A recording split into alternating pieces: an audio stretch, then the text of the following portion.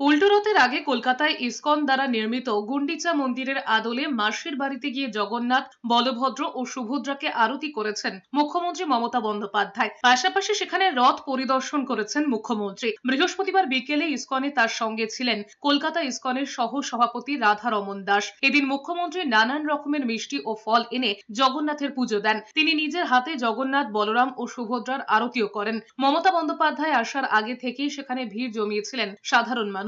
সেখান থেকেই মুখ্যমন্ত্রী বলেন, সোজা রথে আসতে পারেননি, তাই এখন এসেছেন। সবাইকে শুভনন্দন। জগন্নাথ সবাইকে শান্তি দিক। সবাইকে অনেক অনেক শুভনন্দন জানাচ্ছি। আমিও সোজা রথে আসতে পারিনি বলে, কারণ আমি যেহেতু প্রথম আমাদের রথযাত্রা হচ্ছে জগন্নাথ ধামে দীঘায়, তাই সেখানে আমরা ছিলাম বলে আসতে পারিনি বলেই আজকে আমার এখানে দর্শন করতে আসা। আপনারা উল্টো রথও ভালো করে শান্তিপূর্ণভাবে করুন। আপনাদের সকলের জন্য অনেক শুভেচ্ছা রইল।